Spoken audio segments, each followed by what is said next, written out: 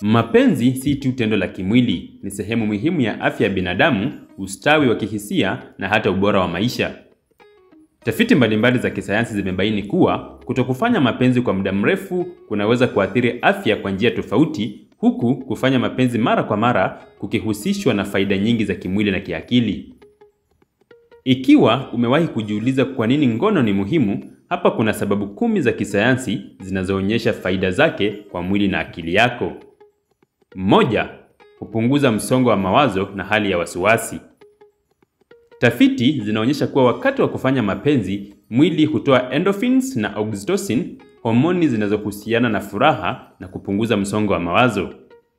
Watu wanaofanya mapenzi mara kwa mara wanaripoti kuwa na viwango vya chini vya wasiwasi na huzuni. 2. Huboresha kinga ya mwili.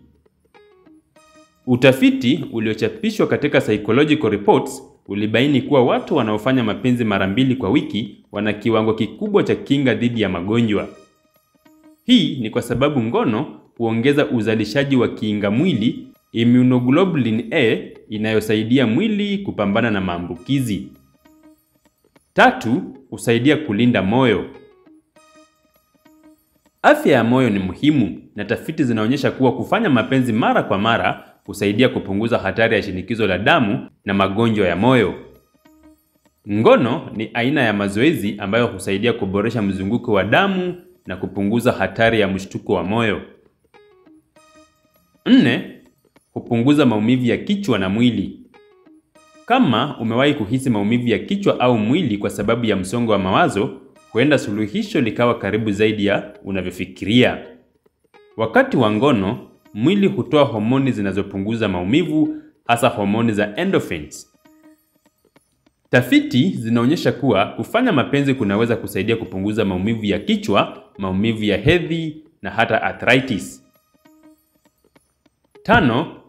Huboresha ubora wa usingizi. Baada ya kufanya mapenzi, mwili huzalisha prolactin, homoni inayosaidia kupunguza hisia za msongo na kukuza usingizi mzuri. Hii ndio sababu watu wengi hujihisi wamelala vizuri baada ya kushiriki tendo la ndoa. 6. Husaidia kudumisha mahusiano imara.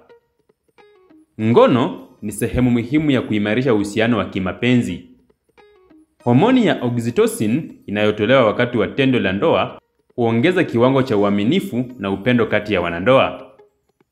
Tafiti zinaonyesha kuwa wanandoa wanaoshiriki mapenzi mara kwa mara huwa na uhusiano wa karibu zaidi kihisia na kimapenzi. 7. Huchangia kuongeza kujiamini. Kujihisi unatakiwa na kupendwa ni sehemu muhimu ya kujiamini. Tafiti zinaonyesha kuwa kufanya mapenzi mara kwa mara huongeza hali ya kujiamini na kujiamini binafsi. Watu wanaofanya mapenzi mara kwa mara huwa na mtazamo chanya kuhusu miili yao na uhusiano wao wa kimapenzi. 8. Huboresha afya ya ubongo na kumbukumbu. Utafiti uliochapishwa katika jarida la Archives of Sexual Behavior ulibaini kuwa watu wanaofanya mapenzi mara kwa mara huwa na uwezo mzuri wa kumbukumbu na kufanya maamuzi. Ngono husaidia kuongeza mtiririko wa damu kwenye ubongo, jambo ambalo linahusiana na kuboresha uwezo wa kufikiri. 9. Hupunguza hatari ya saratani ya kibofu kwa wanaume. Kwa wanaume, kufanya mapenzi mara kwa mara kunahusiana na kupunguza hatari ya kupata saratani ya tezi dume, prostate cancer. Utafiti uliofanywa na Harvard Medical School uligundua kuwa wanaume wanaofika kileleni mara kwa mara wanakuwa na hatari ndogo ya kupata saratani ya kibofu.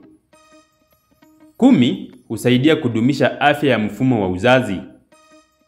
Kwa wanawake, kufanya mapenzi mara kwa mara kunaweza kusaidia kudumisha afya ya uke, kusaidia mzunguko wa hedhi kuwa wa kawaida na hata kupunguza dalili za kukoma kwa hedhi, menopause. Kwa wanaume, husaidia kudumisha kiwango kizuri cha homoni za kiume kama testosterone. Ngono si tu tendo la kimwili, ni sehemu ya afya ya mwili na akili.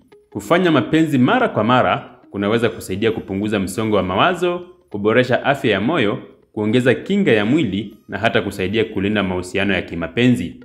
Hata hivyo, ni muhimu kukumbuka kuwa kufanya mapenzi kwa usalama ni kipaumbele.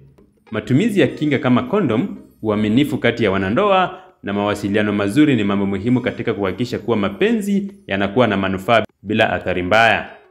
Kwa hivyo, ikiwa umekuwa ukijiuliza kwa nini ni muhimu kushiriki tendo la ndoa mara kwa mara, majibu yako hapo. Afya yako, furaha yako na ustawi wako wa jumla unategemea hilo. Kama umefurahia makala hii, usisahau kusubscribe kwenye chaneli hii, kucomment pamoja na kulike makala haya ili usipitwe na makala mengi katika chaneli hii.